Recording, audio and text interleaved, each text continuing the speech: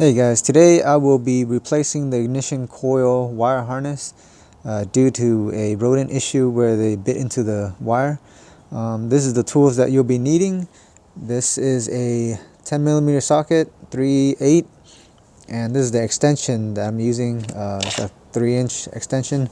Also, you need a 1/4 ratchet as well as a 10mm 1/4 ratchet socket. You need a flathead screwdriver and needle nose pliers and maybe a hammer, we'll see. And I'm using a 3/8 electric impact gun, and also you'll be needing this part as well. I bought this on Amazon and it comes in a pair and also tells you which cylinder it should be on. And so I have two of this, and this is what you'll be needing. The part number for this will be in the link description, but the part is X0038XWIBV. Alright, let's get started. So I want to give a quick review on which cylinder is which. So if you're looking from front to back to the firewall, the cylinder number from the front would be 1, 2, 3, 4, 5, 6, 7, and 8. So over here would be even side 2, 4, 6, 8, and on the right side would be 1, 3, 5, 7. Here's what we're dealing with today.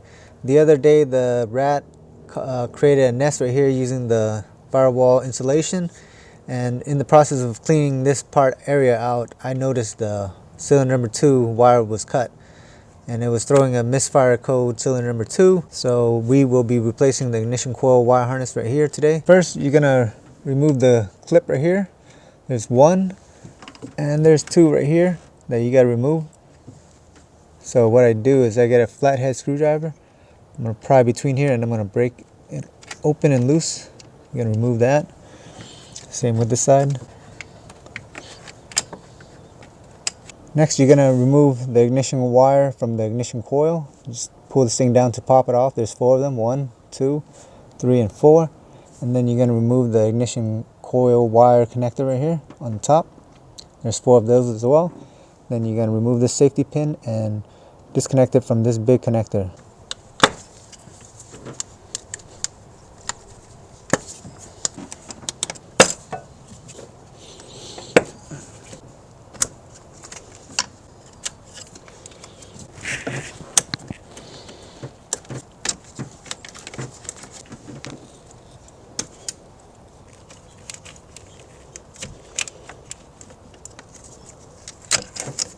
Alright, next there's going to be 5 of this 10mm bolt that you got to remove. There's 1 right here. There's a nut that's holding the bracket in for this hose right here.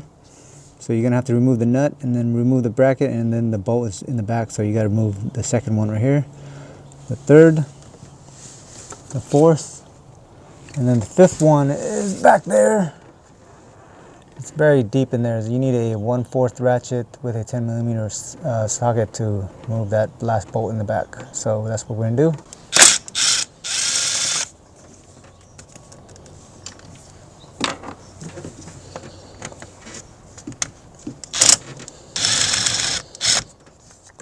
There's the nut.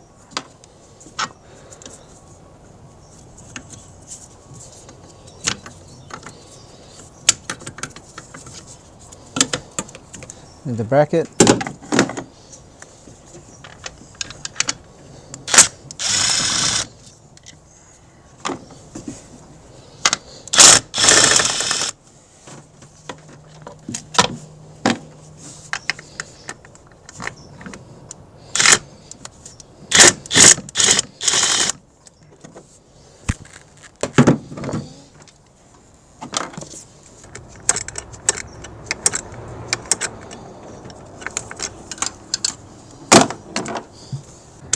And here's the last bolt.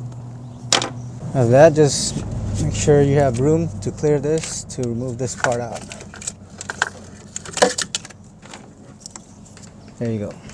Alright, so to remove the harness from the bracket, you're gonna need a needle nose plier.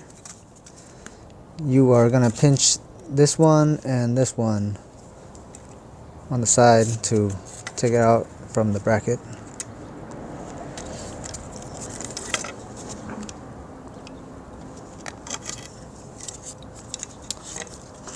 And then you're gonna remove this big old clip right here.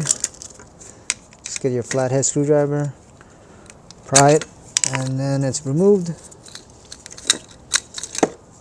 And you're gonna have to transfer this big old metal clip onto the new one. So to do that, you're gonna pry on the bottom right here. And then you might need to get a hammer to hammer it out, like that.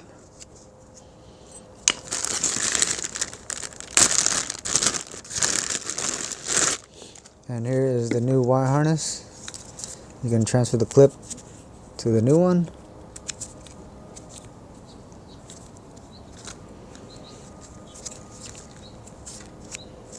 It's just gonna sit like that.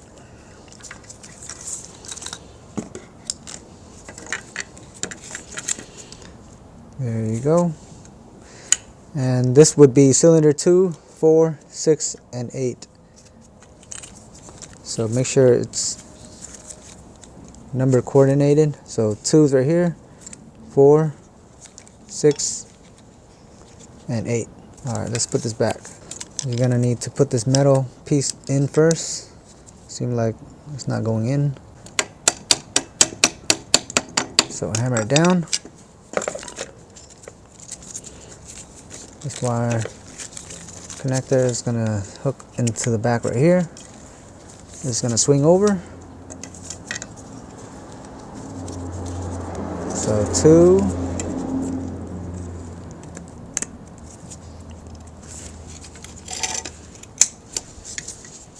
4,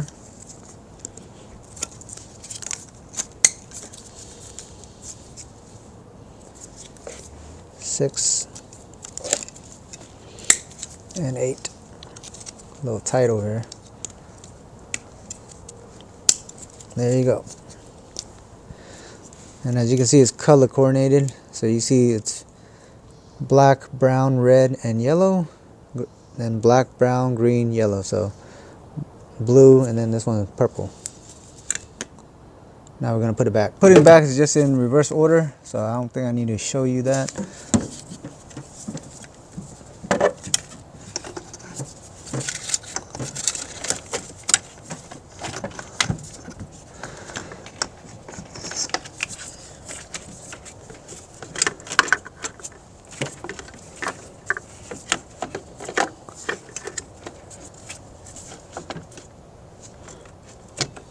Make sure everything's lined up properly.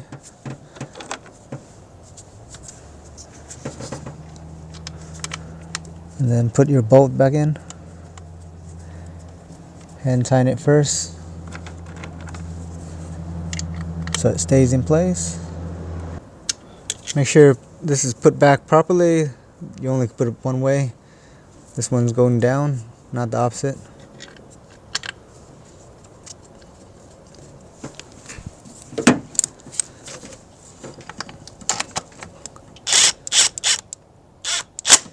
And then you can torque this thing down to 8 foot-pounds. Don't over torque it because it's going to strip the bolt.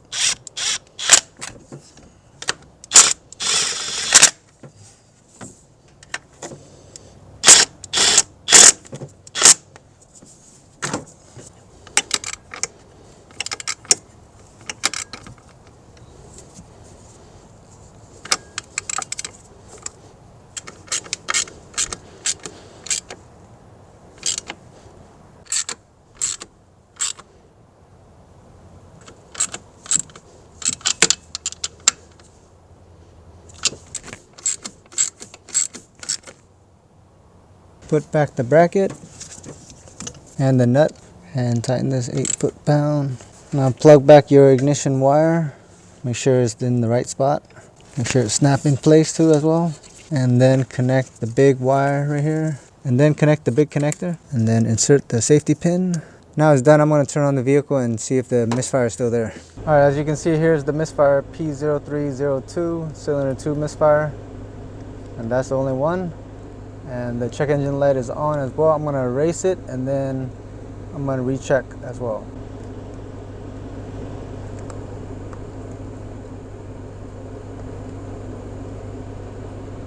Alright, I'm erasing the code already.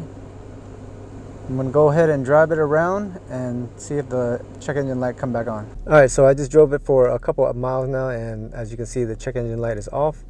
This is a common issue on the wires in the engine bay.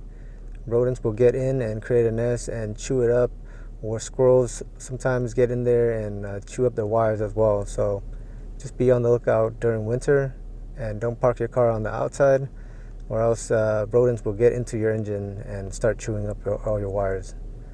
Hopefully this video helps, and let me know if you have any questions.